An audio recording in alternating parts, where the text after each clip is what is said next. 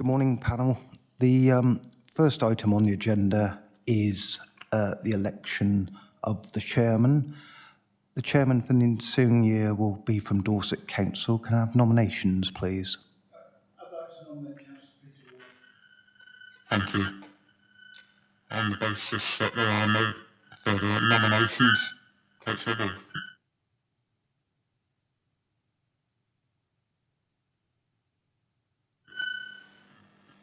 I'm just checking about the feedback. Did it? No one else has the microphone on. No. Okay. Is that working? No.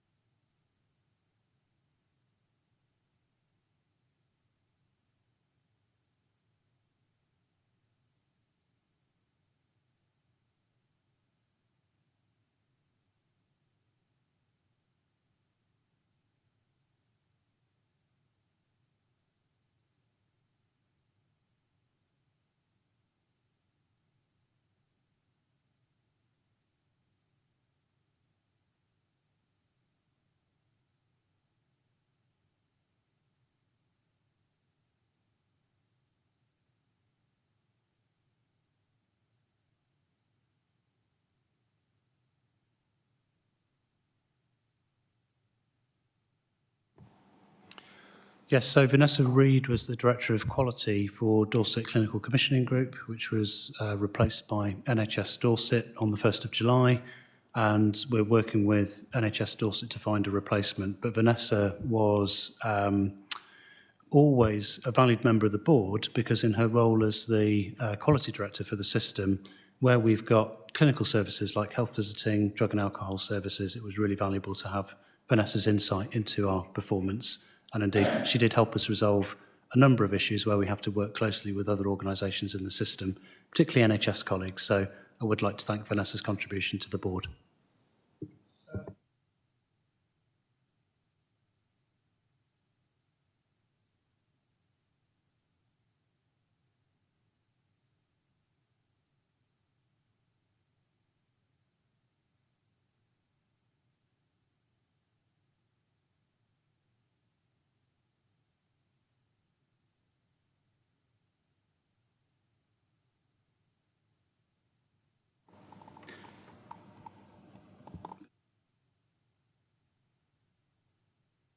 This room, should anybody be watching this virtually, I have, excuse me, Councillor Jane Somper and Councillor Graham Carr-Jones, who are from Dorset Council.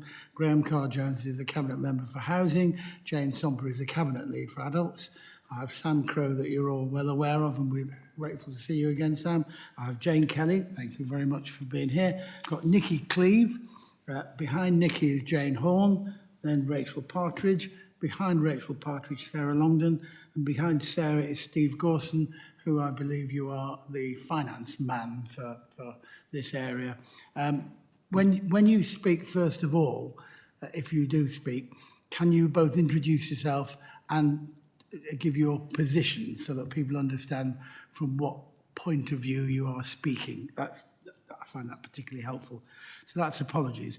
Can we move on to item 4, which is the minutes? We had a meeting on the 30th of May 2022.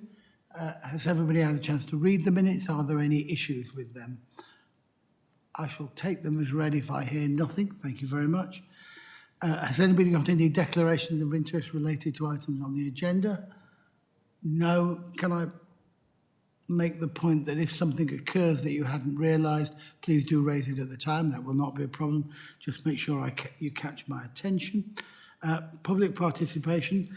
We have had no requests, so public participation is all going very well. Item 7 is the forward plan. Could you display that on the screen as we discussed earlier? I'll have a look. Hold on. I think it's this one. Right. So the forward plan is up there. And you will see, excuse me, well, the first item is the director's update for today. The second item is the finance report for today, which is Jane. The third item is clinical service performance monitoring, which will be Nikki. Yeah. The fourth item is business plan monitoring, which will be Sam. If we then go on to the next meeting, which is in February, we've got the finance report. We've got the health improvement services performance monitoring, and we've got the business plan monitoring. Is there anything else? Yes, Sam. Thank you, Chair.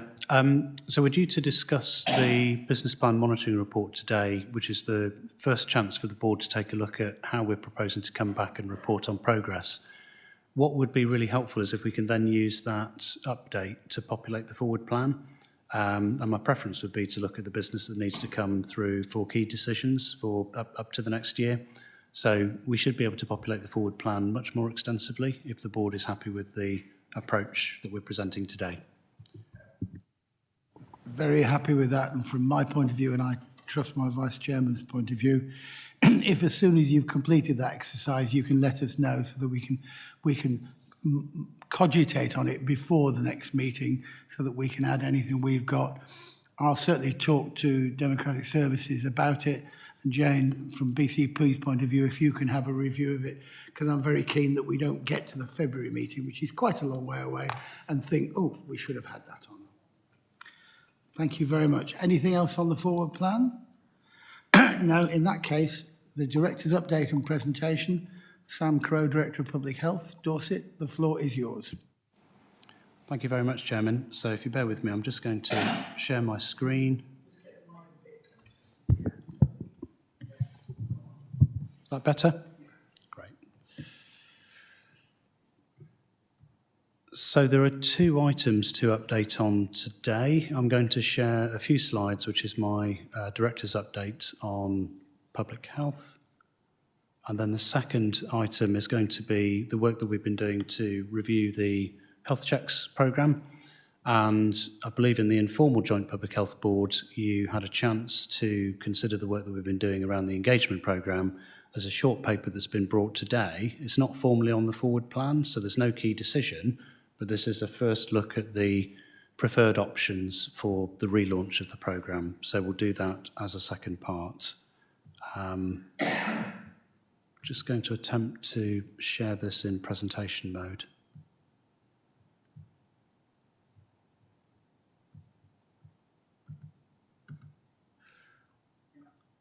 I can't. Bear with me a second. In the corner. So that's the PowerPoint.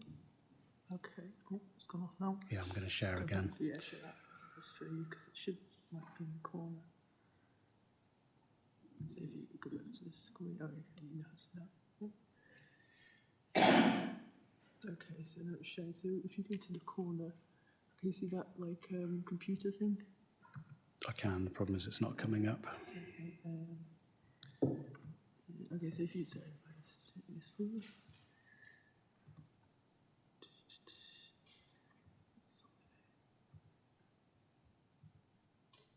Go back to the PowerPoint.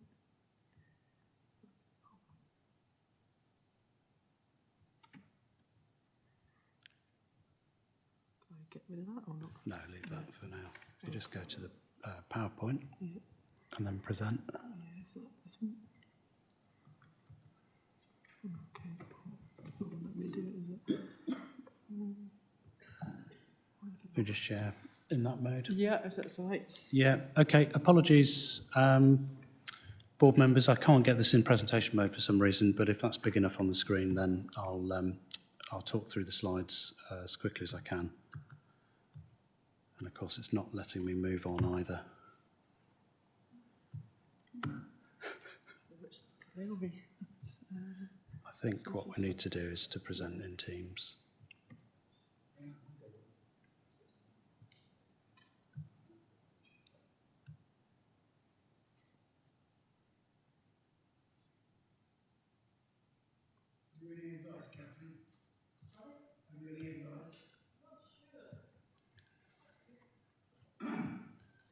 Okay, so it's not showing your screen still. If you click there again, because I don't know if it's showing it or not. Okay. If you go to share, has it got the PowerPoint showing at the bottom and PowerPoint Live? See, are there any of these ones that are listed? No, it's coming up from the window, but when I use the window, Okay, now it's showing good, so it's on the screen. Oh, and you can see it now. So what happens when you go to slideshow and underneath in slideshow? If you click in the middle of the screen. And then go back. Yeah, there, slideshow. Oh, yeah, I'll do it from Yeah, there. it It doesn't. doesn't work. It I know. That's weird. And it's Sorry, also that's it's not just- allowing me to Scroll. move on. Do you want to close the actual Could PowerPoint I- and reopen it? Could I suggest, Chair, that we go to the discussion on health checks while I sort this out, because I'm going to have to close this down and restart.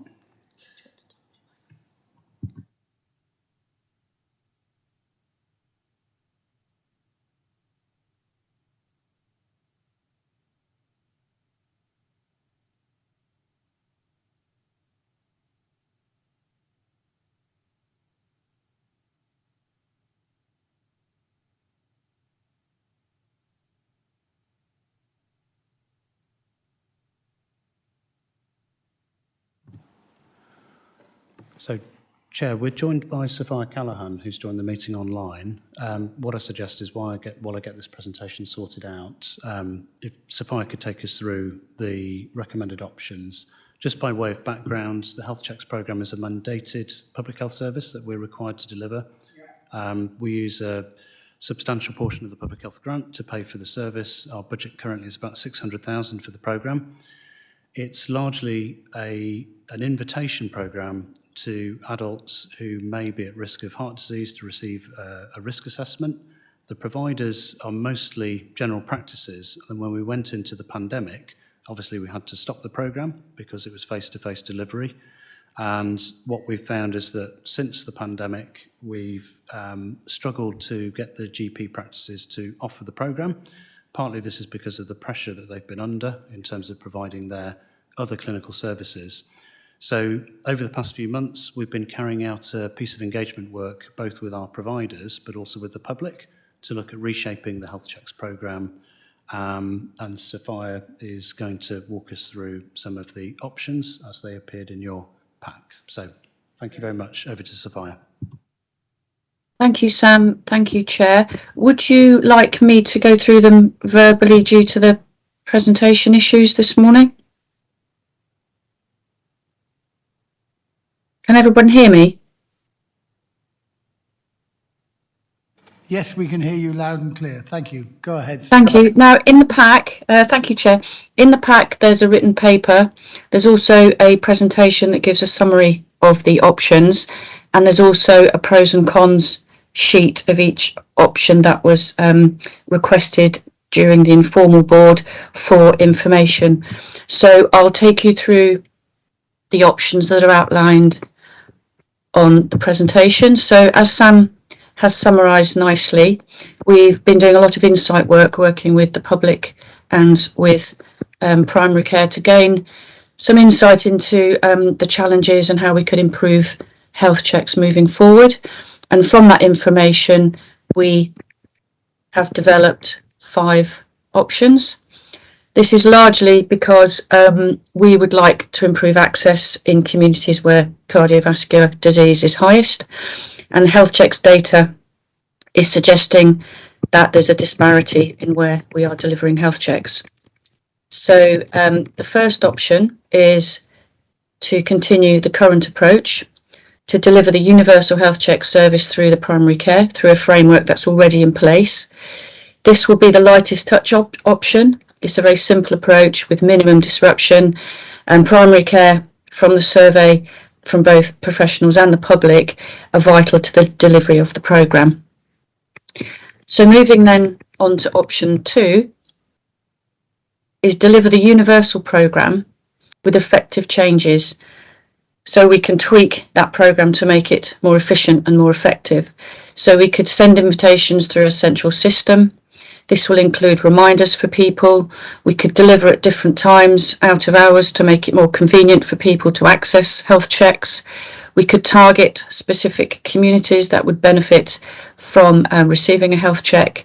And we could also strengthen the links to Live Well Dorset post-health check to give people the lifestyle advice and behaviour change support that they may require. So, Sophia, if it helps, option 2 is on page 34 of the report, I'm sure. And I'm saying that, I'm sure everybody here understands, but there may be members of the public who are streaming in. If you can access the report, which you should be able to, option 1 is page 33, and then it goes on. Sorry to interrupt you, Sophia. That's okay. That's a very good point. Thank you, Chair, for that. So I'm on page 34 at the moment. So it just gives an outline of how we can tweak the current delivery to make it more effective. We can deliver it, it's a simple approach, and it will bring changes to increase user access, performance and value. So that's option 2. So moving on to page 35, which is option 3. So it's almost an add-on, so we can deliver the universal programme as option 2 with the slight changes, but also alongside provide additional outreach provision in targeted areas of higher risk. So this will make sure that primary care will deliver and record all the health checks data and be involved in the programme. The outreach providers will boost capacity and capability in the areas that we wish to be a priority. Live Well Dorset can reach high-risk communities, and Live Well Dorset will provide a robust behaviour change support for individuals following their health check. So then moving on to the next option, option 4 on page 36 of the report.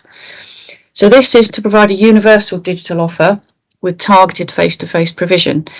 So this would have the digital as the universal offer, which would increase scale, and then alongside a face-to-face offer for those at high risk. So we could signpost patients to different providers for blood pressure or cholesterol readings, or we could use home testing kits and digital tools. So this is a much more self-serve option.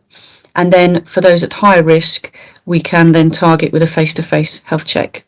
So we could maximise health check numbers offered across Dorset and Bournemouth, Christchurch and Poole councils, whilst aligning clinical resource to where it's most needed.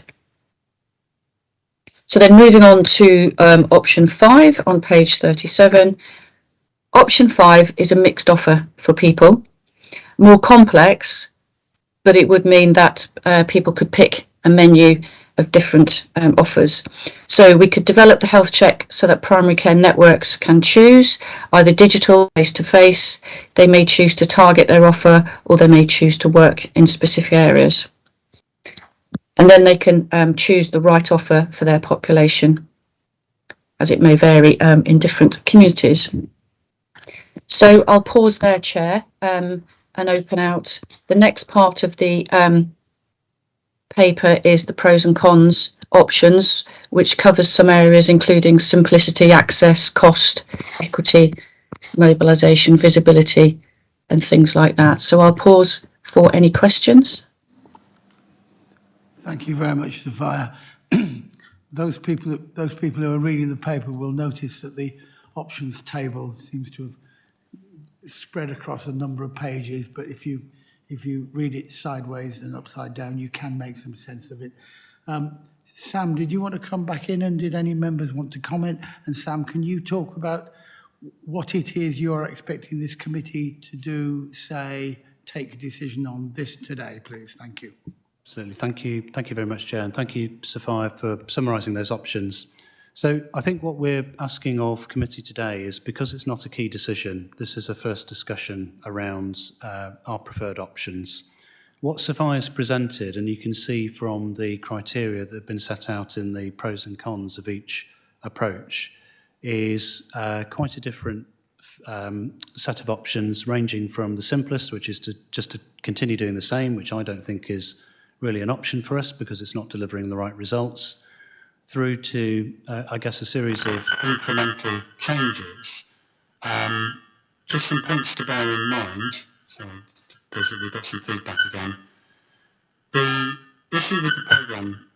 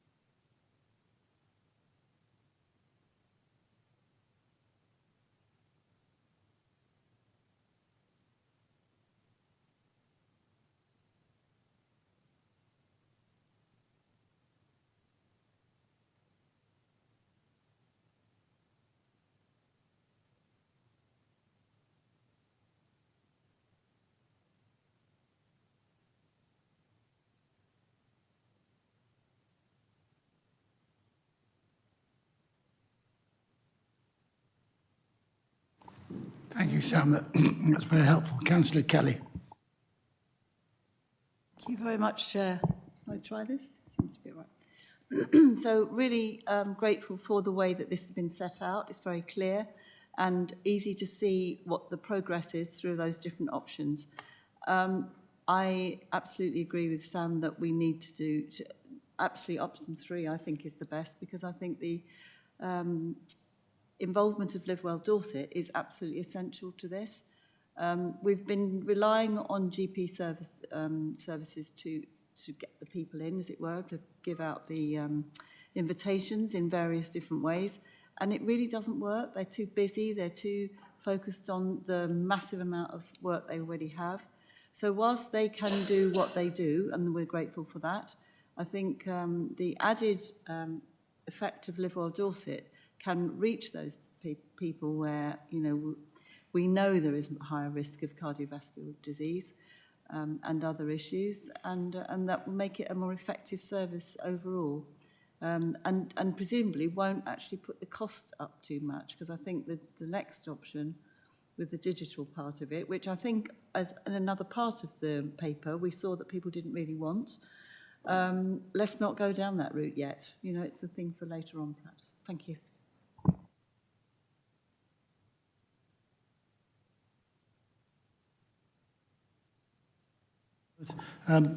Yeah, I'm attracted by option 2 and option 3, and option 3 is the one that appeals to me.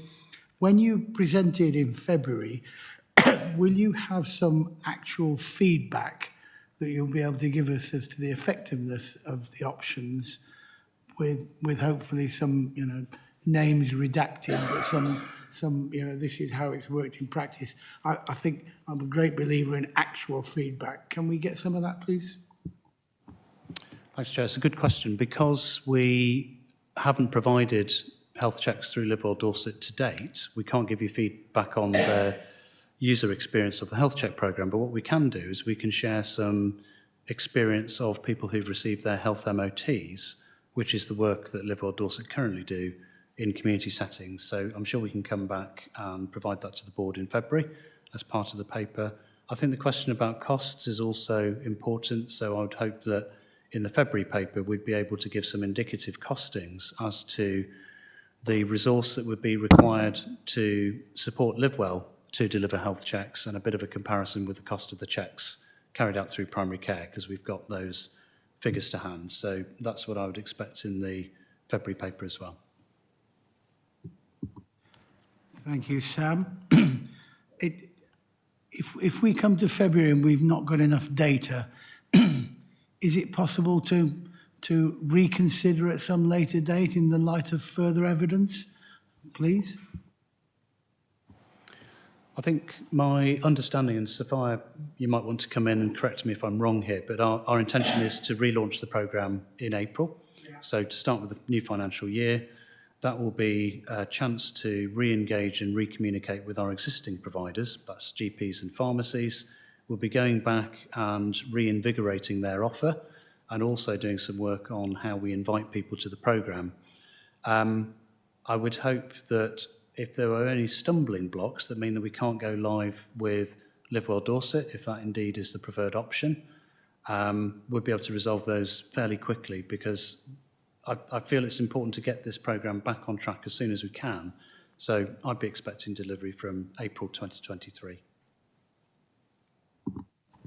Can I come in, Chair? Yes, but Sophia, can you come back in and can you answer a question from me, which is, when will this committee review the progress of the relaunched programme? So if it's launched in April, when will we get a chance to look at it and review its effectiveness? And I'm not looking for an immediate I'm not looking for, we're going to come back to you in a few months. I'm just looking for a date at which we can focus on how it's going. Over to you, Sophia.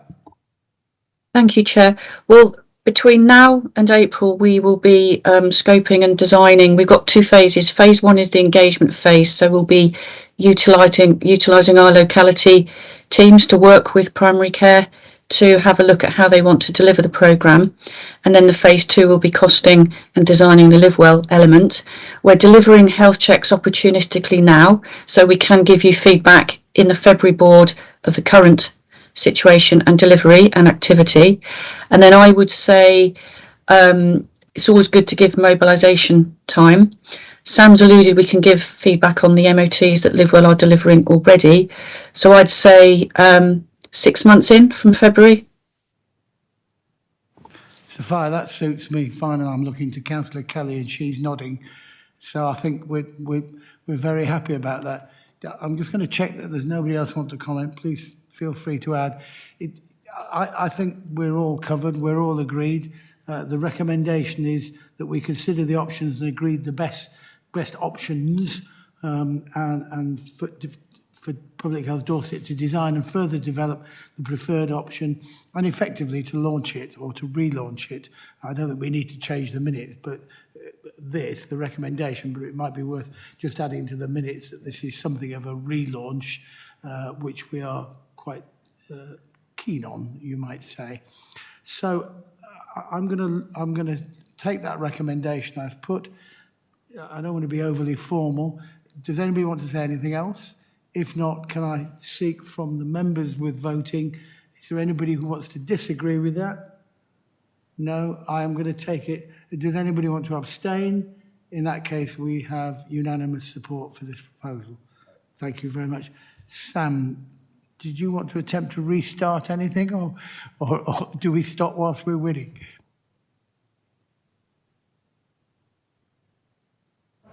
Back in full control.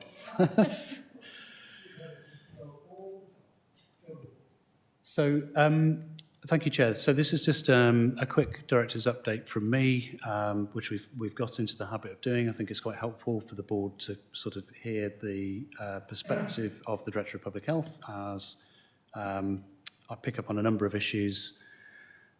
When I last looked back at the significant update that we did a year ago in November, there'd been a lot of policy change nationally. So I was reflecting in my first slide what's happened, I guess, over the past course of the year. If you remember, the policy changes that were trailed last year were the legislation around establishing integrated care systems. We had legislation and a policy shift around levelling up. We had the announcement of the new Office for Health Improvement and Disparities. So as Public Health England changed, there was a new division built within the Department of Health and Social Care, which was going to be very focused on what we would call health inequalities, but they decided on the title Health Disparities, and we were expecting a white paper on health disparities. Unfortunately, that never materialised for reasons which I'm sure are clear to the board today. However, there have been some changes. The Integrated Care System went live. That was launched on the 1st of July with a new Integrated Care Board, and the board will be aware that the Director of Public Health has been leading the development of the first Integrated Care strategy. I think it's worth saying that that is a real opportunity to put prevention and integration at the heart of how we work as a system, and that's why personally I've supported leading the development of that strategy. It's a great opportunity to get in place many of the things that we've been trying to work on for a number of years through the system and our colleagues in the health service.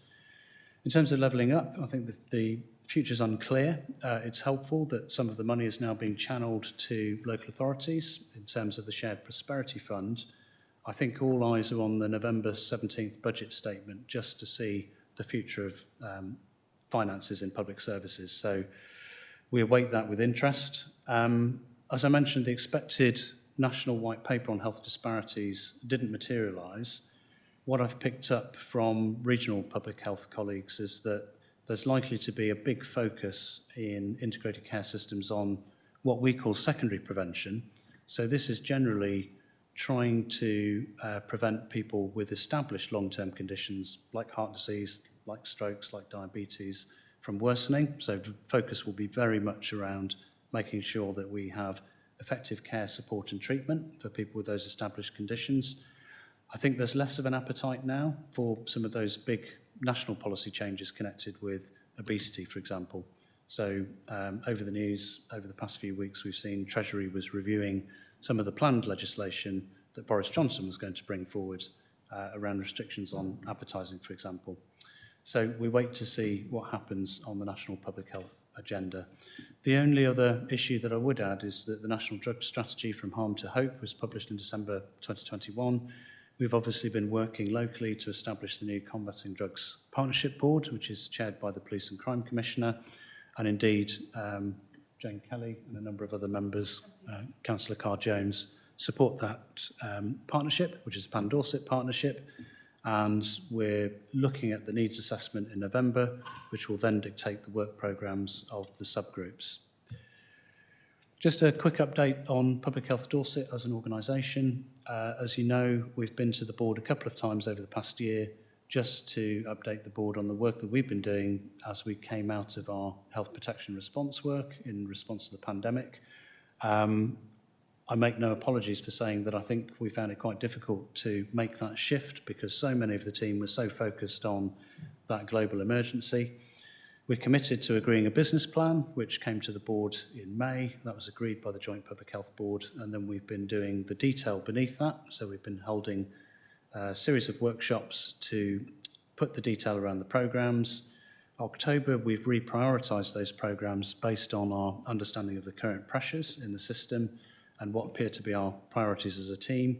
That's going very well. I think the culture in the team has really started to engage with that approach of understanding where we need to put our capacity and being very, very clear about the work that we need to do. And today is the first chance for the board to look at the monitoring approach. So you'll get a first taste at the way that we intend to come back to the board to share updates on progress with the plan. In terms of recent major changes to our priorities, we're continuing to see a decline, I think, in the impact of COVID work. So, as you may be aware, we ran a day response team and continue to run a day response team. At the moment, infections are falling back. We don't anticipate there to be another serious peak until perhaps later on in the winter. The programmes that are taking up most of the team's time at the moment are connected with the integrated care system establishment and particularly the development of the strategy. Drug and alcohol is fairly busy looking at the development of new treatment places and preparing for the additional funding that's coming into the system, as well as re-procuring our established provider on the Dorset Council side. There's work ongoing under the Healthy Child programme to look at the delivery of effective health visiting in schools support, and mental health and inequalities are also featuring in our top 5 issues currently. In terms of health improvement, we've just talked about the importance of getting that health check programme going, so I'm not going to dwell on that. That was a very, very helpful discussion, and thank you for the steer. I've mentioned the piece of work that we need to do to re-procure the Dorset Council treatment provider.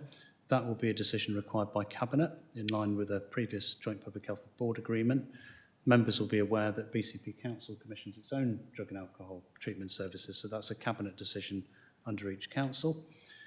In terms of Live Well Dorset, just a couple of highlights really. The service has been very effective at starting to work within the outpatient assessment centres that the NHS has developed in Beales, in the Dolphin Centre in Poole, and also in Southwarks House in Dorchester.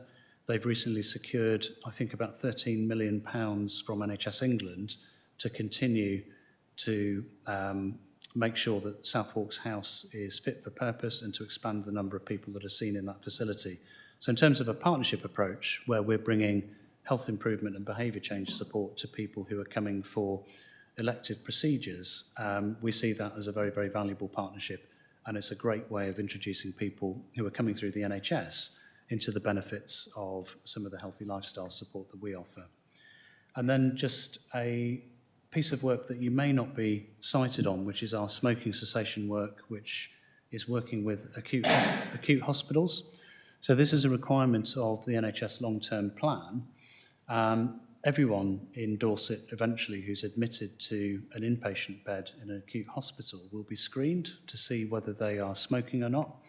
And if they are smoking, there'll be a conversation started to see if they would like to be offered support in hospital to quit smoking. At the moment, the programme is paused in Dorset County Hospital, but it's due to start soon. But we've got some impressive figures from University Hospitals Dorset. So in the last quarter, the cumulative number of people that they've screened is 27,000 people who've been admitted to hospital. And overall, about 8.3% of them are actively smoking. And of those, more than 1,600 people have accepted an offer of support and are going on to receive smoking cessation support. So it's a very, very important channel for us, as well as the public that come forward for smoking cessation support. You can see through the numbers, that's almost reaching the same number of people who would be independently going to Live Well Dorset for smoking cessation support. So I'd like to just pay tribute to Heidi Croucher, who is the lead for that programme, and Heidi's been working successfully across all of the hospitals in Dorset to make sure that we've got a really strong programme. In terms of health protection, I mentioned that COVID infections have been falling back again. We did see a bit of a sort of mini peak, if you like, in September and early October. We are starting to see notifications of influenza affecting some of our high-risk settings like care homes. Obviously, there's a big push on at the moment to make sure that vulnerable people and frontline professionals are having their flu jabs as well as their COVID autumn booster. The national modelling around COVID suggests that there may be a second peak in January, but at the moment, there are no variants of concern. These are new variants that would be gaining a foothold, a competitive advantage. Most of the current infections have either been Omicron BA4, which was the variant that was responsible for the spring wave, and BA5. In fact, almost all of them at the moment are Omicron BA5. But we do keep a close eye on the variants because obviously if something new pops up, that can get a foothold quite quickly, and that's what's led to previous waves. Just some up-to-date figures on the vaccination coverage with the autumn booster. So that's being offered to over 50s and vulnerable people, as well as frontline clinical professionals. About 47% in Dorset who are eligible have taken up that offer. So we've still got some weeks to go, but that's pretty good progress. And then there's another piece of work that's been going on in the background to understand how do we build a strong health protection system. So it's not just reliant on Public Health Dorset. This is actually a piece of work that's going on to understand where the gaps are in how we might respond to other health protection threats, whether it's TB or other infectious diseases. So Emily MacDonald and Rachel have been working through the Health Protection Network to do that piece of work and to draw other partners in understanding where we need to do more work to make sure that we're continuing to provide a strong and effective response. And then Healthcare Public Health, this is another important programme for us. This is really about public health support to our NHS colleagues. It's mandated that we do have to provide that support. As the integrated care system goes live, the strategy work is one of our biggest pieces. It's due to be finalised in December 2022. We're writing it at the moment, and in turn that then informs the work of the Integrated Care Board forward plan. What we're intending to do from a public health team perspective is to continue to provide support for population health management and inequalities, as well as general public health support. What we want to do is to put that into a memorandum of understanding so that it's quite clear and our capacity is quite clear, because there's a risk that there's going to be an awful lot of work to do, and without setting some boundaries around it, it risks drawing more and more of the public health team into that area. So this is a way that we can negotiate that with the Integrated Care Board, and if we need additional capacity, it becomes the platform from which we can negotiate that. In terms of some of the topic areas where we're likely to be active, an early view of the ICP strategy would suggest we're likely to be supporting around falls prevention, cardiovascular disease prevention, children's emotional health and wellbeing, and of course we continue our statutory requirement to deliver a strong joint strategic needs assessment programme. And then this is my final slide, which is just a quick summary of local progress with the integrated care system changes. So on the left-hand side were some of the national reform objectives. We talked about these in November when the guidance was published. And on the right, you can see what the local progress is. I won't dwell on this, but obviously we went live on the 1st of July. There was an effective handover and transition to the new Integrated Care Board. The Integrated Care Partnership had its first meeting in September, and I'm leading the development of the strategy. I think the Integrated Care Partnership will come into its own much more once the strategy's been agreed, because then it's contingent on the partnership to make sure that that's being driven through the rest of the system. The Integrated Care Board's in place. I think it's worth noting they've got an entirely new leadership team, so that was a big change from the previous clinical commissioning group. It's going to take a bit of time, I think, for them to find their feet, but I think the work in early 2023 around how they interpret the Integrated Care Partnership strategy will be important for us to be around. So I'll just click back. In terms of the development of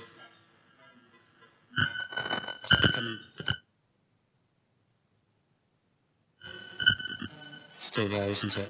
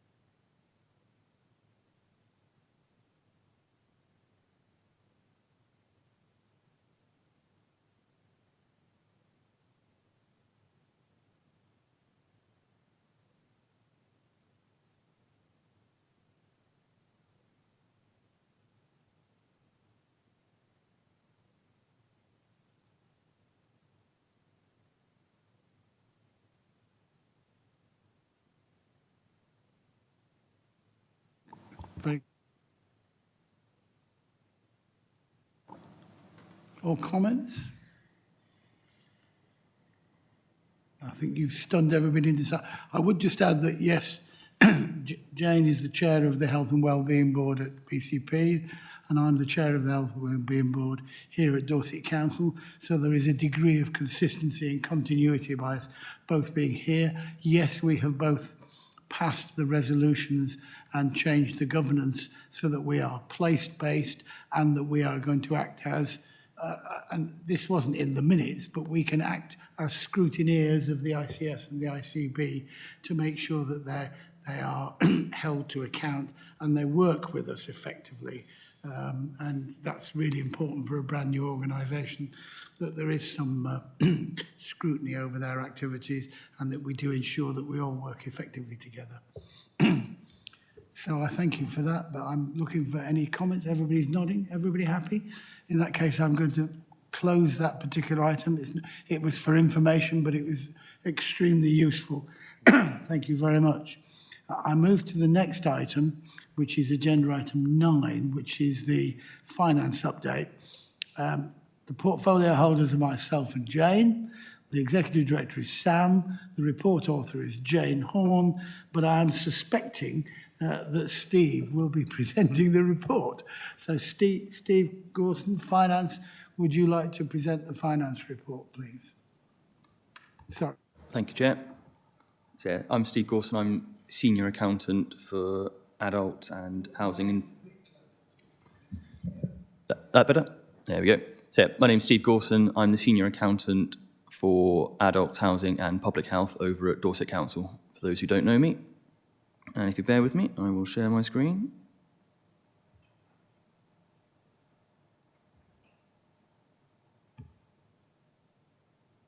There we go.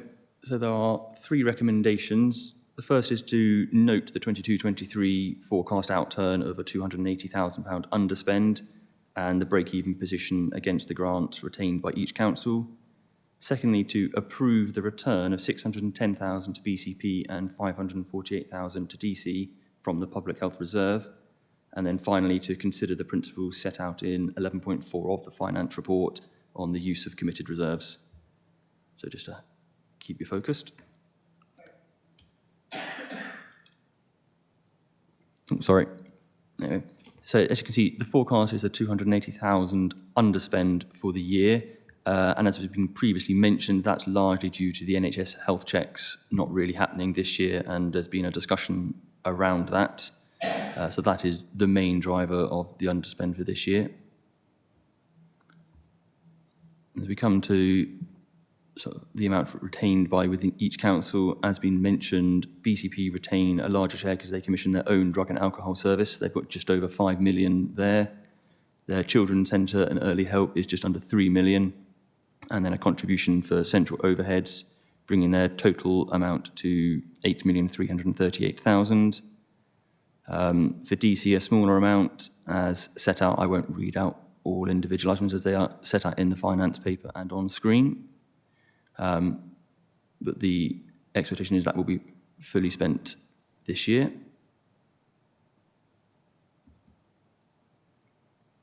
So we move on to the reserve. So at the start of the financial year, there was £2,646,900.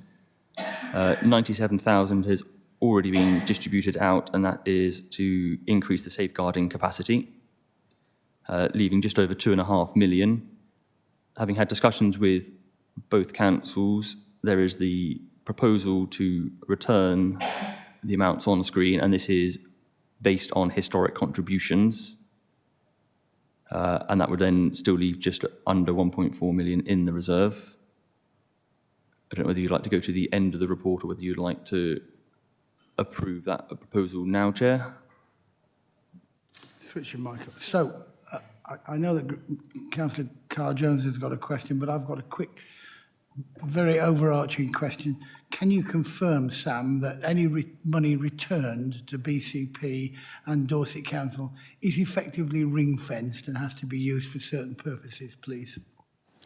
Yes, it's a very important point, because quite often with the current budget pressures, we are asked to try to support other areas of council business, but the public health grant is an unusual grant in that it's one of the very few that's still protected by a ring fence. So the position that I've always adopted is that this is a grant that's paid to local authorities. It's not paid to the Director of Public Health. It's public money. We have to respect the terms of the ring fence grant, and we negotiate with each council what's required by the shared service, and then the remainder that might be retained by each council can absolutely be used, but it has to be used within the terms of those grant criteria. So where we can deliver public health outcomes by working more closely with children's or adults or even place services, that's all perfectly legitimate use of that money. And the board has previously adopted principles. They are fairly broad principles, but any claim on ring-fence grants by the two councils, we would recommend that it's used for early intervention, particularly around children's services and around health protection. So regulatory services, all of those ancillary services that support health protection work would be viable candidates. So absolutely, it's a really important point. Thank you, Chairman. Thank you, Chairman. I feel like I might have said this last year, Sam, talking about underspends. And if I did, look, I'm no expert on public finances, and I'm not going to pretend to be. What I'm trying to understand is, if we're here again with a rebate from the year, did we get the budget figure wrong previously? Have we put the wrong figures in? Because we should, my view would be that if it was done last year, and I remember asking the same question down in Bournemouth, of saying, well, if, you know, is there, have the public been disserved by not getting a service? That's been explained, and I'm absolutely okay with the explanation of that. But should we have thought, when we budgeted for it before, to reduce that budget or not? I don't know. I'm happy to have the money back, because I'm sure we'll find a good place to spend it. But it just, you know, that's my question. Thanks. Thank you, Councillor Carr-Jones. It is a really good question. It's also, I think, fair to say that our budget is a number of moving parts. So when we revised the shared service agreement 3 years ago, coming out of local government reorganisation, one of the issues that I wanted to agree with both Section 151 officers was to move to a position where we would forecast what the shared service needed in advance, and that would enable better longer-term financial planning by both councils in the way that the remainder money that's left with councils can be invested. Because what you don't want is to be returning money at the year end. You know, it's not as effective as being able to plan for the use of that money over the longer term. I think our underspend, if you look at the reserve position, has largely been driven by two things. The first is the non-delivery of the health checks programme, which we've covered in the previous item. There are also some other clinical services that weren't delivered by the pandemic, and the reserve is a mixture of money that we haven't used because we haven't delivered services to their full effect, which we're trying to now replicate, or we're trying to now recover, if you like, and fix. But there are also elements in the reserve that have previously been allocated for work. So the Prevention at Scale programme, which we were doing in the previous Sustainability and Transformation Plan, still has money that was allocated by the Joint Public Health Board. One of the exercises that we're doing as a public health team is to make sure that we absolutely use that allocated reserve properly. So first and foremost, we need a very, very clear plan for that. And I'm just looking to Jane, perhaps at the next finance paper in February, we'll bring forward a report that details how that allocated reserve is being used. The unallocated reserve, because of the current pressures, we're very mindful that that probably does need to be returned to both councils, but the caveat is it absolutely has to be in line with those ring-fenced grant criteria. But the aim is to get to the point where we know what the shared service needs each year, so we won't be moving that around too much, and that allows both councils to then plan for future investment on a recurrent basis and not keep returning money at the end of the year. Is that okay?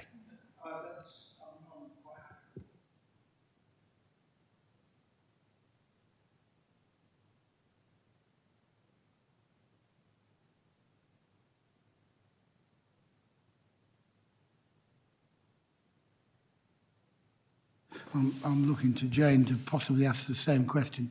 The money that has been returned to Dorset Council, it will be our responsibility as to how it's used. Is that correct?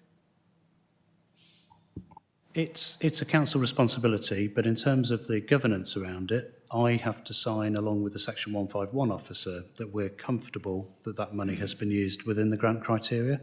So there's a formal governance process around it, and there's also a degree of investigation, if you like, or exploration around how it's been put against budget categories.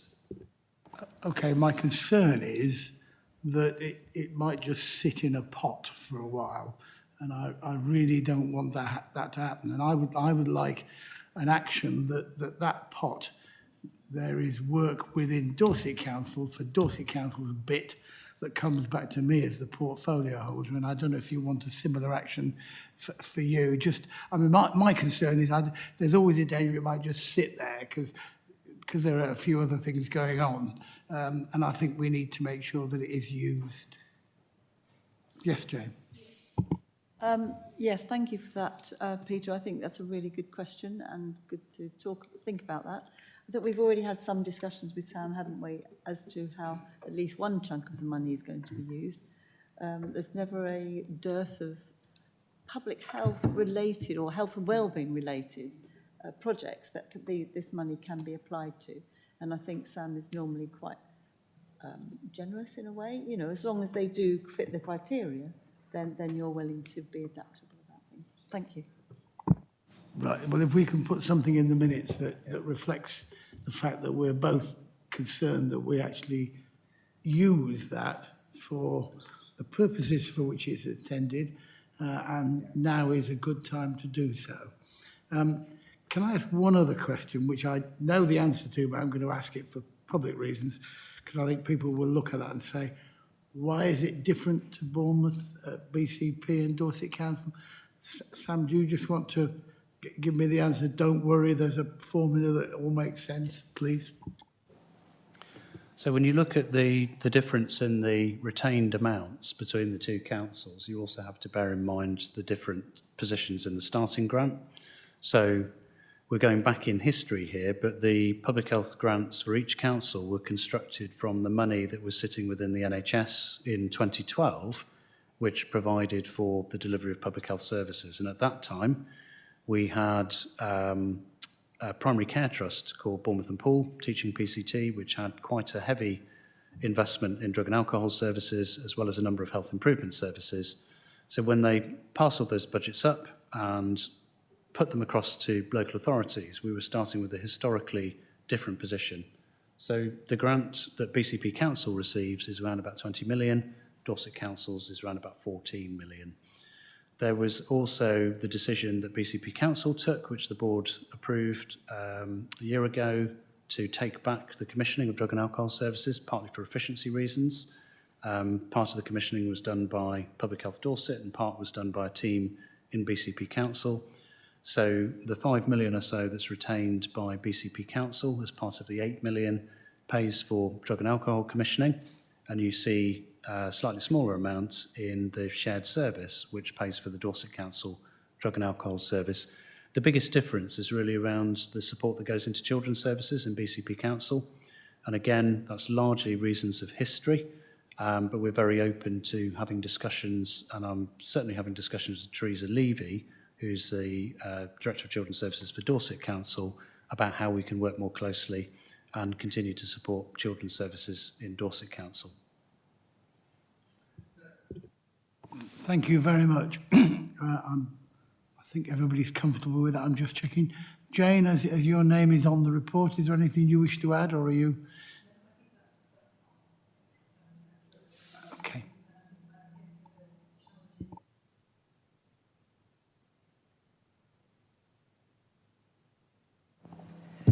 We did review our budget, the shared service budget, a couple of years ago now, and did take some money out, which went back to each local authority. There has been an uplift since then, and we did agree some developmental money in the service that will help the local authorities in the longer term. So we have had further uplift into the service since then, but we do continue to monitor our budget, and if there is any scope for reprofiling and returning additional money, that will be something that we'll bear in mind. So I think we've got a clear commitment to review the budget, and we'll come back to that so that Councillor Carr-Jones doesn't ask the same question again next year, because I'm not sure I could face it if he did. Excuse me, Steve, did you want to add anything, or is that sufficient? Are we done as far as you're concerned?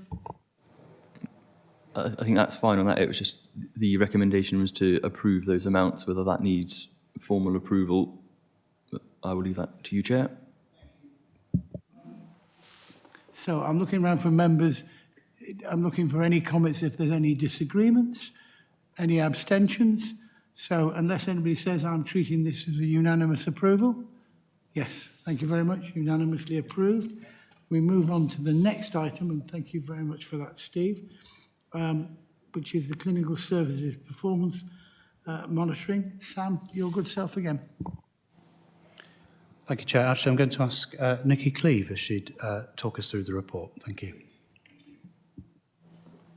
Hi, everybody. Yes, I'm Nikki. I am one of the consultants within the public health team. Is that better? Gosh, I'm not known for my quiet voice, so I'm quite... so I lead particularly on the drug and alcohol commissioning agenda for Dorset Council, and we do still have some responsibilities for drug and alcohol in BCP Council because we still commission pharmacy services on their behalf, and obviously we work very closely with the commissioners over in BCP. So I'm just going to share my screen, if I can make it work.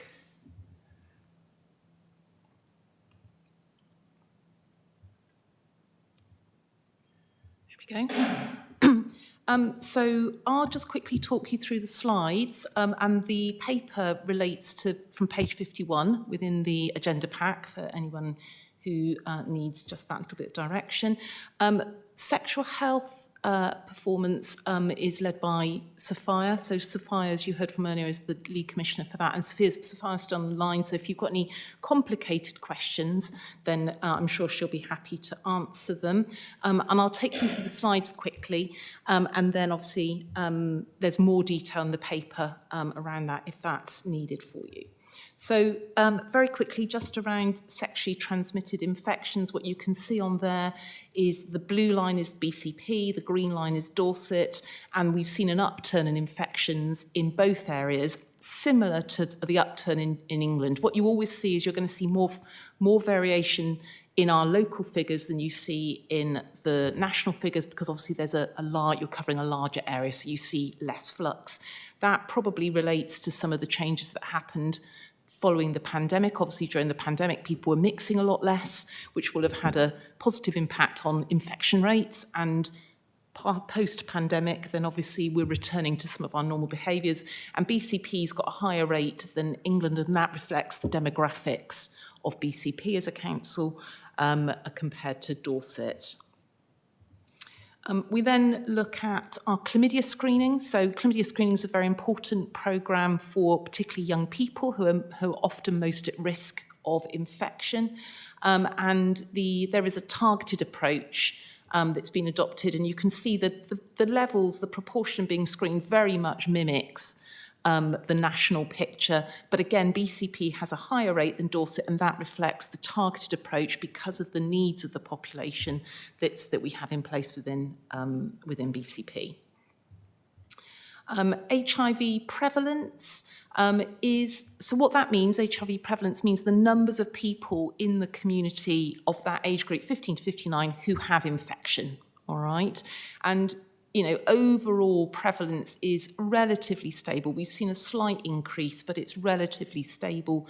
And again, Dorset figures much, much lower than BCP figures, and that reflects the demographics and the levels of exposure because of different population groups in the two areas.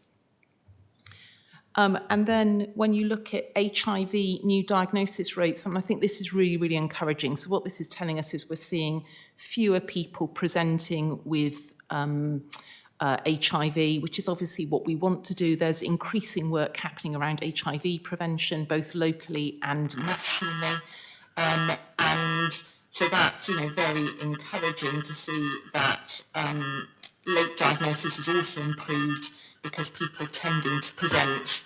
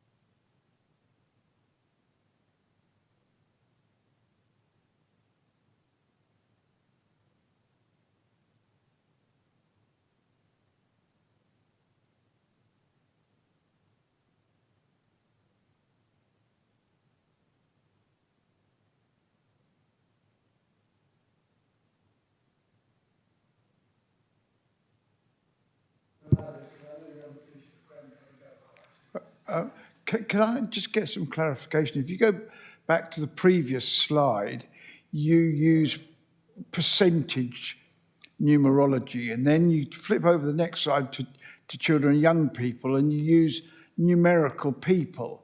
I would, because I don't like percentages, because they can, what's the percentage of what? You know, therefore, it's much more relevant to see it in numerical figures than 36% or 31%, you know, and it would be quite useful to have a consistency in.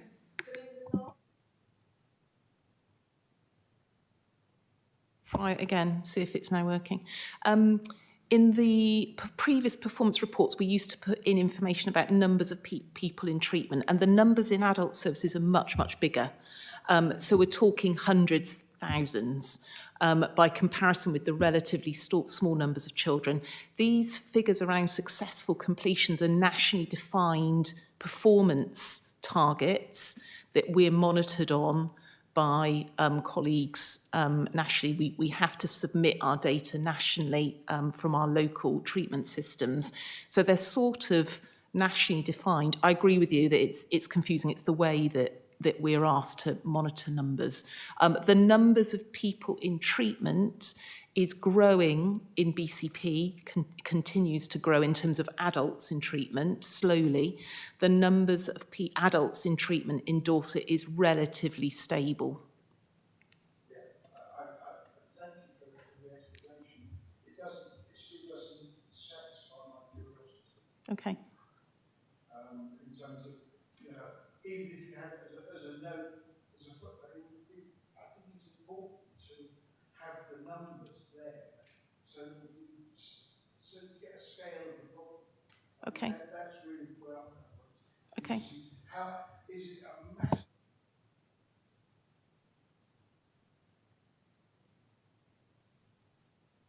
I can certainly provide you with that data, and as a member of the Combating Drugs Partnership Board, you will see that data, I'm sure, as we go forward.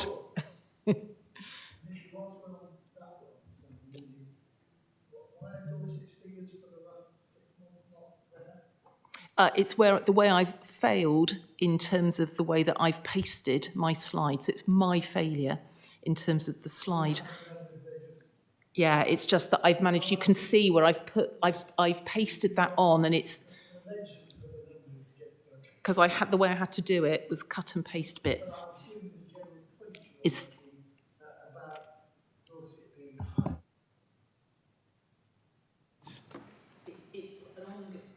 Sorry, this is... We're fighting for the microphone. The trend is you can see the line, the trend is still that general slight increase. There's been no sudden drop or anything like that. So apologies, it's my mistake.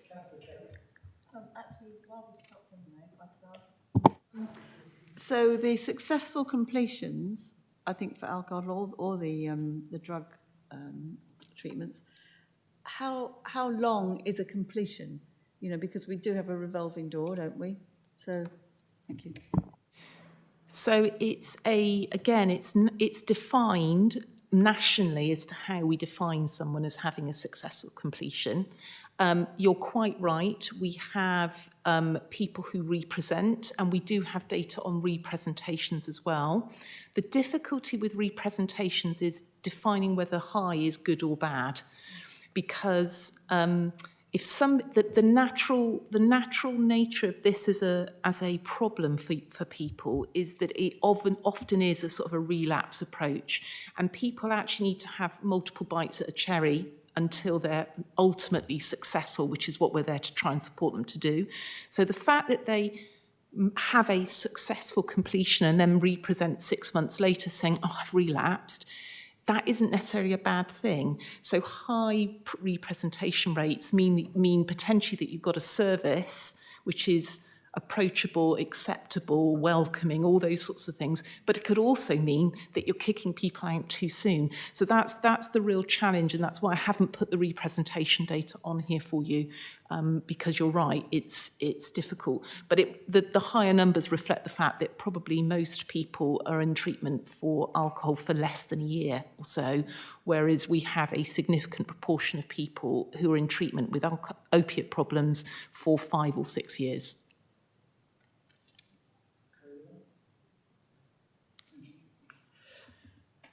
And then the final slide then is drug-related deaths. So drug-related deaths is a high priority area within the national strategy, not surprisingly.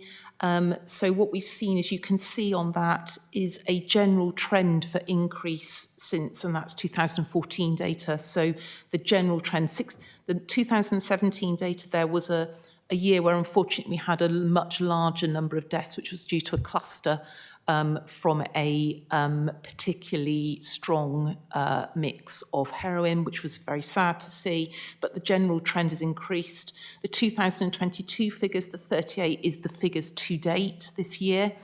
So we anticipate that the numbers will look very similar at the end of the year to sort of the last couple of years. We have a strong focus on that. There's lots of prevention work that we do. As I said, it's going to be a particular target area within the Combating Drugs Partnership Board.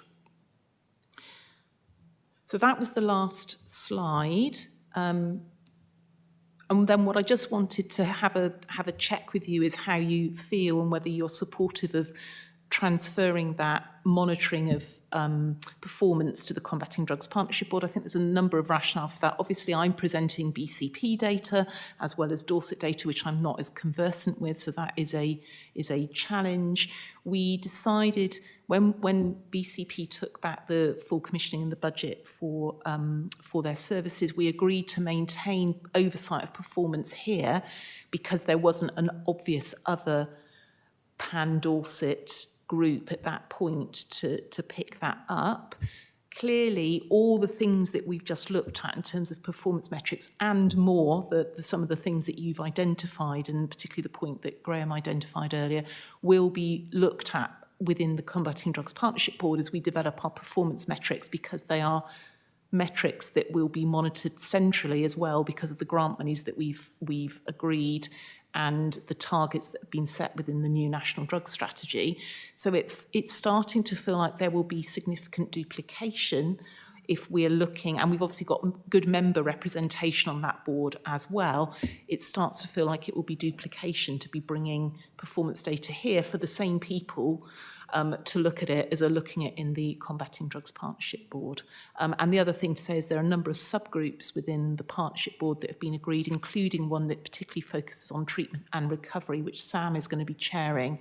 And that group, I think, will then be wanting to look at some of the performance data in more detail than we look at here, which would make sense within that group.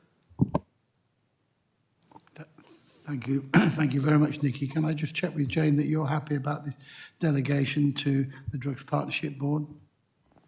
Yes, I think so. In principle, I just wonder whether this board has a different audience slightly than the Combating Drugs one, and whether the Combating Drugs work should be brought here even in brief, or just, I think there should be still that link.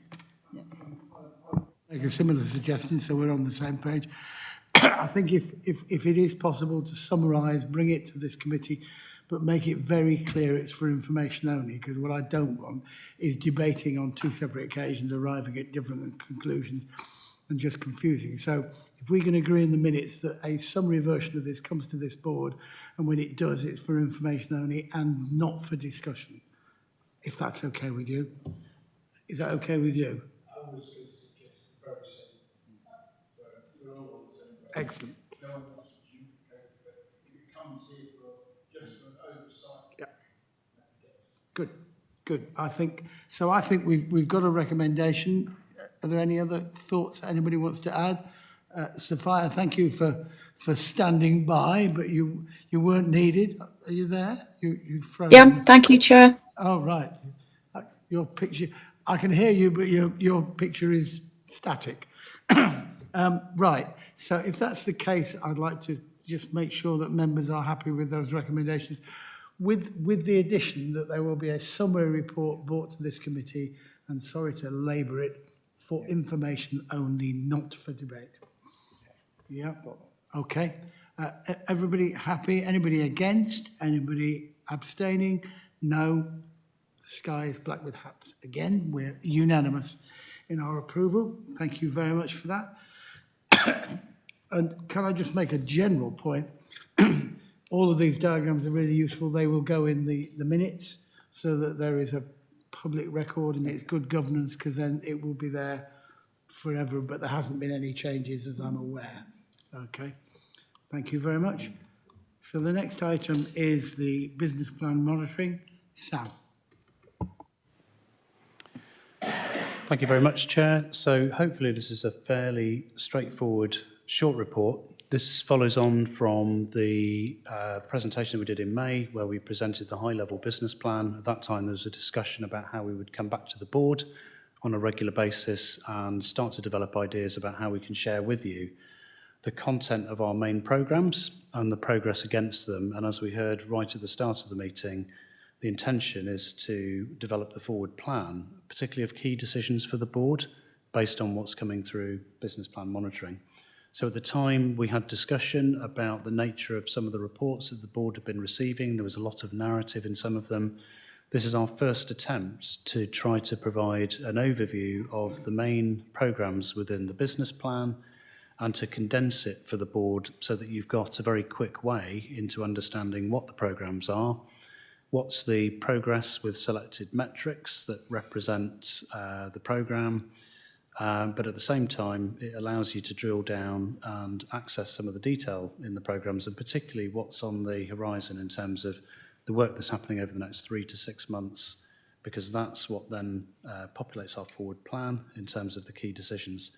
So what we're asking for the board to consider today is to look at the performance monitoring presentation, which is included at Appendix A. And if you're looking through your packs, Appendix A starts on page 73. And then the second part of the recommendation that we're asking the board to support is that principle of building the forward plan out based on the business plan monitoring report. So if I go to page 73, this is just one idea that we would come back to the board at each of the meetings with a presentation format. And you can see quite clearly on page 74, we've split the first part into separate programmes that make up our health improvement area of work. Largely that's connected with the delivery of public health services. So you'll see some familiar issues in there. We've just talked about health checks in the meeting, talks about performance of the Live Well Dorset behaviour change service. You'll see sexual health, drugs and alcohol, smoking cessation all picked up under this section, as well as the work that we do through the health visiting and school nursing service. That's the Healthy Child programme. If you move on to the next page, then you're looking at three high-level areas or high-level programmes that reflect our work with the wider system. So the first one is our health protection work, which we've updated on today through the Director's report, but also Healthy Places. That's a really important programme where we work with both councils on ideas for increasing access to things like high-quality green space, thinking about the importance of the environment to promote health and well-being. And then finally, healthcare public health, which we've also heard from in my report today. This is our work with the integrated care system largely. And you can see there's 3 programmes under that section. We're doing a lot of work and continue to do a lot of work on suicide prevention training and suicide prevention plans. We support the NHS to deliver its health inequalities programme at the moment. And then finally, the IDEA programme. This is really about where public health supports the wider system on collaborative analysis.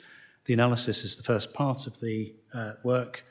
We're often then connecting with service improvement people in those pathways to make sure that we're using that analysis to then influence decisions about the way that resources are allocated, such as pathways that are being commissioned.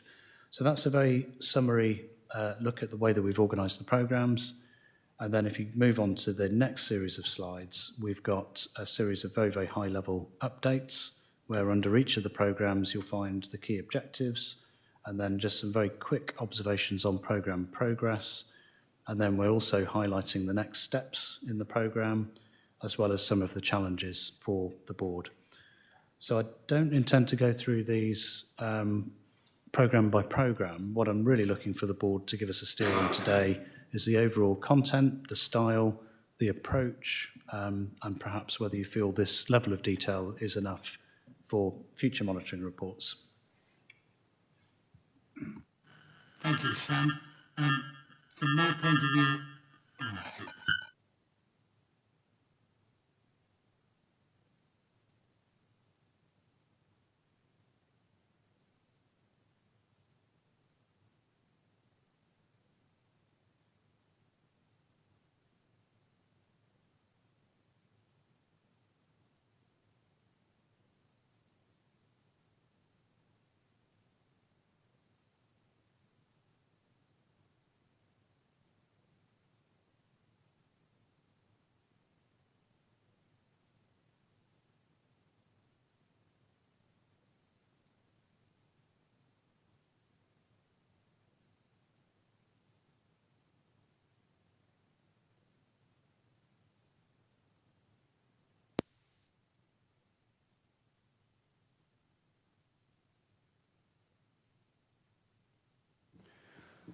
Thanks, Chairman. Just to come back on the second point about health inequalities, you're quite right. This is a very specific programme which is supporting the development of the health inequalities programme in the NHS. So we're providing consultant leadership to that programme through the form of Paul Iggulden, who's a member of our team. The wider work on health inequalities takes place probably across a lot of our programmes. So the general approach that we take is to try to make sure that wherever possible, our public health services are taken up preferentially by communities where needs are higher, and that tends to be in more deprived communities. So it's less obvious as a standalone programme. But I'd hope that when we get into refreshing the joint health and wellbeing strategies of each health and wellbeing board, that should become clearer, and it should link back to the integrated care partnership strategy over time.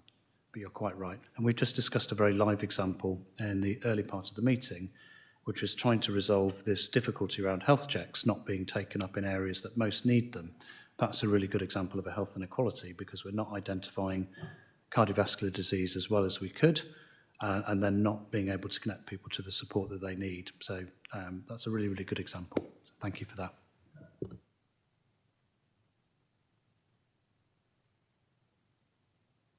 It's fine. Thank you, Chairman.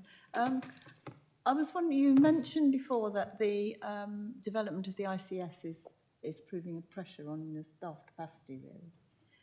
And I was wondering whether you are confident that the development of all these different programmes will be enhanced and eventually things will become better in terms of, I suppose, integration with the health service. And so it's all going to be worth it. Yes. Thank you, Councillor Kelly. It's a very, very pertinent and timely question. I think, as I said in my director's update, when I was asked to lead the development of the ICP strategy, part of me, I'll admit, sort of sagged inwardly a little bit, because a lot of work. It's taken almost a year to do the engagement with the leaders across the organisation and also the public engagement to get to the point where we can actually write the strategy. But I have to say I am heartened by the change in approach that I'm starting to see evidenced. It was a very ambitious set of legislation to try to get the health service and partners working differently, and you'll be aware of the relationships between councils and the NHS. At times, we've worked well together, and at other times we've worked less well together because the cultures and the pressures are very, very different. I think this is a brilliant opportunity for the public health team, because we sit across both councils and we also support the NHS. To some extent, we're kind of in the middle of all of this. And so we do have an important role to sort of draw people together and use our professional expertise to try and highlight areas where we think we can get greater movement quicker around prevention and integration. So that's why I've decided that this is a priority for me and our team, but the proof will be in the pudding. So one of the points that I would make through the Integrated Care Partnership strategy is we have to be very, very transparent with the public and our partners to say, this is what we're going to try to change, and you need to hold us to account to see whether those changes are actually starting to be visible in the system. So I'm optimistic about some areas of work. I think other areas of work are challenging, and certainly the demand pressures and the budget pressures that are affecting all organisations sometimes get in the way of that. But I think there's been a real change in behaviour, and there's more and more recognition of above all, the importance of listening to people and involving people in designing some of those solutions to long-standing challenges, particularly around things like communication and giving information and connecting different bits of the system. So in summary, I'm an eternal optimist, but I would hope that the board would be quick to flag if it looks like our capacity is going in the wrong place. Then we need to have that conversation, because of course we've got a big agenda under both councils, and we also do a lot of work with the public. So getting that balance right is really, really important.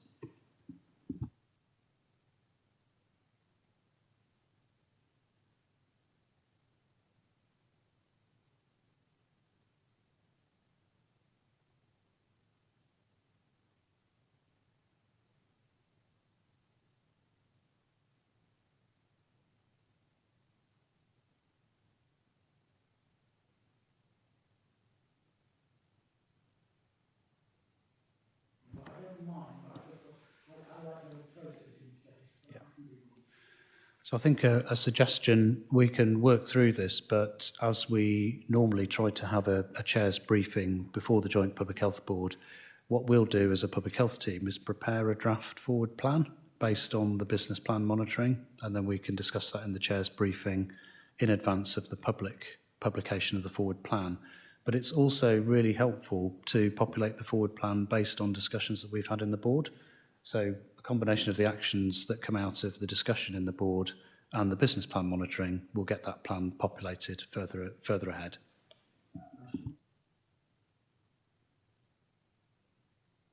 It will, wherever possible, involve the Vice Chair.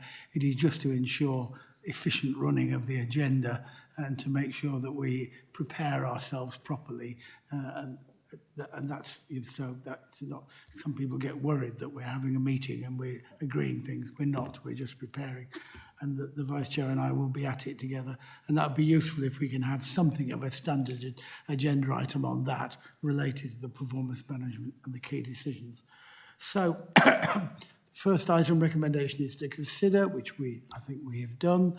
The second is to agree to develop the forward plan based on those key decisions, based on the performance management, and I think we've effectively bottomed that. Are there any other questions related to this? I'm looking round. Everybody happy about the recommendations? Any against? Any abstentions? No, we're unanimous. So that's the end of that item. We have an item 12, dates of future meetings. Yes, Chairman, the reason I've added that is just to confirm our next meeting is 16th of February. Thank you. Of course, after that, we don't have any confirmed dates, but now might be the opportunity to suggest we're looking at the similar timescales for our meetings as this year. I would suggest a May, July, September, November type period, depending on what you've got coming along to those sort of things. And I will finalise along with the director and the members of the panel the actual dates of that, taking into account your availability. I certainly would like some provisional dates put in, because we appear to be getting busier, us part-time members. So I'd like some provisional dates, if at all possible, so that if nothing else, Councillor Kelly and myself and Councillor Graham Carr-Jones can actually put them in the diary. Because the trouble is, if we leave it a bit closer to the date, the diaries become difficult. So could you do that? That was my thinking. Thank you very much. So that's dates of future meetings. Item 13 is urgent items. I have no urgent items. Item 14, exempt business. There is no exempt business. Item 15, lunch. No, item 15, close the meeting. Thank you very much for your time. You've all been very helpful. Look forward to seeing you in February. Thank you very much. And thank you for coming along, Sophia. I'm very grateful. I appreciate these. Thank you, Chair.